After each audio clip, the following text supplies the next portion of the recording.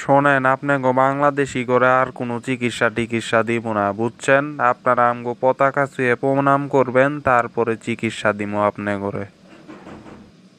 ও, তাই নাকি? আচ্ছা, ঠিক আছে। আচ্ছা, আপনি না দিলে নাই, আমি মালয়েশিয়া যাইতাছি এখনই, সমস্যা নাই। আপনি না দিলে নাই, তাতে আমার কি? শোনেন, আপনাকে বাংলাদেশে যেমনি আমগো পতাকা উড়াইছে, আপনি এখনই হোটেল ছাইরা দেন। আমরা আর আপনারে রাখতে পারবো না, বুঝছেন? ও আচ্ছা, আচ্ছা, ঠিক আছে, সমস্যা নাই।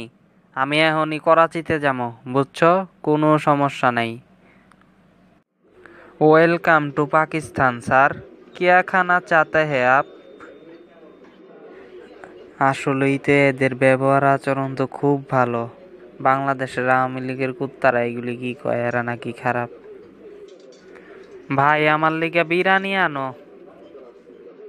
ওকে স্যার, আপকো কুছ চাহিয়ে তো মুঝে বুলানা। কি অবস্থা ব্যবসা বাণিজ্যের? আরে ডাক্তার সাহেব, আর বইলেন না। কি একটা অবস্থা, কোনো কাস্টমার নাই আমার দোকানে। তো জানেনই যে বাংলাদেশি কাস্টমাররা আসে, কিন্তু এখন তো বাংলাদেশি করে খেদায় দেওয়ার পর এক বাংলাদেশি আসিল, খেদায় দিছি। এখন আর কোনো কাস্টমার নাই, বুঝছেন? এই শুভেন্দুর পাল্লায় পইরা আমি তো আসলেই ফকির হয়ে যাইতাছি। আধা বেলা পেট মনে করেন না খেয়েই থাকতে হয়, পেট খালি থাকে আধা বেলা। ও, তাই নাকি? আরে, তোমারও দেখি এই অবস্থা।